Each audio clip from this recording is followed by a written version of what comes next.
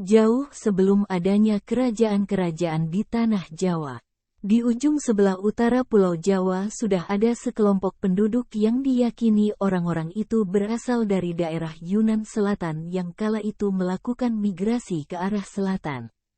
Jepara saat itu masih terpisah oleh Selat Juwana. Asal nama Jepara berasal dari perkataan ujung para, ujung mara dan jumpara yang kemudian menjadi Jepara, yang berarti sebuah tempat pemukiman para pedagang yang berniaga ke berbagai daerah.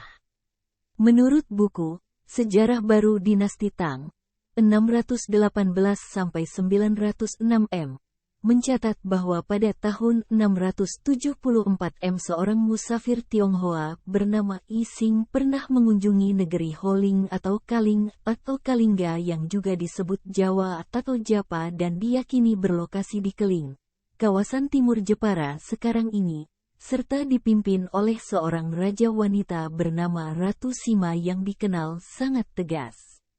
Menurut seorang penulis Portugis bernama Tome Pires dalam bukunya, Suma Oriental, Jepara baru dikenal pada abad ke-15, 1470 M, sebagai bandar perdagangan yang kecil yang baru dihuni oleh 90-100 orang dan dipimpin oleh Aryo Timur dan berada di bawah pemerintahan Demak. Kemudian Aryo Timur digantikan oleh putranya yang bernama Pati Unus, tahun 1507 sampai tahun 1521. Pati Unus mencoba untuk membangun Jepara menjadi kota niaga. Pati Unus dikenal sangat gigih melawan penjajahan Portugis di Malaka yang menjadi mata rantai perdagangan Nusantara. Setelah Pati Unus wafat digantikan oleh ipar Valetehan, Fatahillah yang berkuasa, tahun 1521 sampai tahun 1536. Kemudian pada tahun 1536 oleh penguasa Demak, yaitu Sultan Trenggono, Jepara diserahkan kepada anak dan menantunya yaitu Ratu Retno Kencono dan Pangeran Hadirin, suaminya. Namun setelah tewasnya Sultan Trenggono dalam ekspedisi militer di Panarukan Jawa Timur pada tahun 1546, timbulnya geger perebutan tahta kerajaan Demak yang berakhir dengan tewasnya Pangeran Hadiri oleh Aryo Penangsang pada tahun 1549. Kematian orang-orang yang dikasihi membuat Ratu Retno Kencono sangat berduka dan meninggalkan kehidupan istana untuk bertapa di Bukit Danaraja. Setelah terbunuhnya Aryo Penangsang oleh Sutowijoyo, Ratu Retno Kencono bersedia turun dari pertapaan dan dilantik menjadi penguasa Jepara dengan gelar Nimas Ratu Kalinyamat.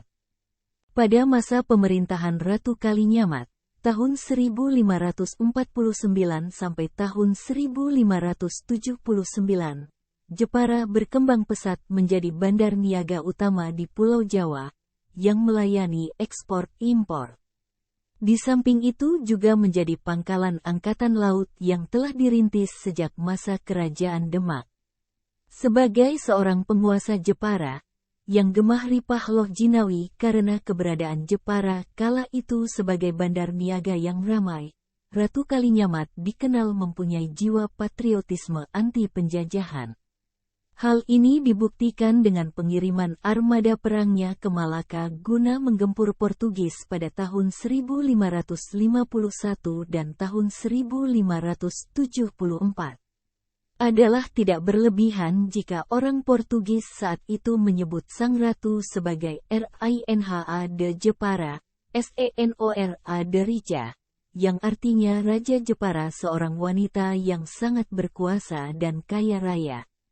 Serangan sang ratu yang gagah berani ini melibatkan hampir 40 buah kapal yang berisikan lebih kurang 5.000 orang prajurit. Namun serangan ini gagal, ketika prajurit Kalinyamat ini melakukan serangan darat dalam upaya mengepung benteng pertahanan Portugis di Malaka. Tentara Portugis dengan persenjataan lengkap berhasil mematahkan kepungan tentara Kalinyamat. Namun semangat patriotisme sang ratu tidak pernah luntur dan gentar menghadapi penjajah bangsa Portugis, yang di abad 16 itu sedang dalam puncak kejayaan dan diakui sebagai bangsa pemberani di dunia. 24 tahun kemudian atau tepatnya Oktober tahun 1574, Sang Ratu Kalinyamat mengirimkan armada militernya yang lebih besar di Malaka. Ekspedisi militer kedua ini melibatkan 300 buah kapal diantaranya 80 buah kapal jung besar berawak 15.000 orang prajurit pilihan. Pengiriman armada militer kedua ini dipimpin oleh panglima terpenting dalam kerajaan yang disebut orang Portugis sebagai Guillermo. Walaupun akhirnya perang kedua ini yang berlangsung berbulan-bulan, tentara Kalinyamat juga tidak berhasil mengusir Portugis dari Malaka, namun telah membuat Portugis takut dan jera berhadapan dengan Raja Jepara ini, terbukti dengan bebasnya Pulau Jawa dari penjajahan Portugis di abad 16 itu. Sebagai peninggalan sejarah dari perang besar antara Jepara dan Portugis, sampai sekarang masih terdapat di Malaka komplek kuburan yang disebut sebagai makam tentara Jawa. Selain itu, tokoh Ratu Kalinyamat ini juga sangat berjasa dalam membudayakan seni ukir yang sekarang ini jadi andalan utama ekonomi Jepara, yaitu perpaduan seni ukir Majapahit dengan seni ukir Patih Badar Duwung yang berasal dari negeri Cina. Menurut catatan sejarah, Ratu Kalinyamat wafat pada tahun 1579 dan dimakamkan di desa Mantingan, Jepara, di sebelah makam suaminya Pangeran Hadiri. Mengacu pada semua aspek positif yang telah dibuktikan oleh Ratu Kalinyamat sehingga Jepara menjadi negeri yang makmur, kuat dan masyhur, maka penetapan hari jadi Jepara yang mengambil waktu beliau dinobatkan sebagai penguasa Jepara atau yang bertepatan dengan tanggal 10 April tahun 1549 ini telah ditandai dengan Candra Sengkala TRUS Karya TATANING Bumi atau terus bekerja keras membangun daerah.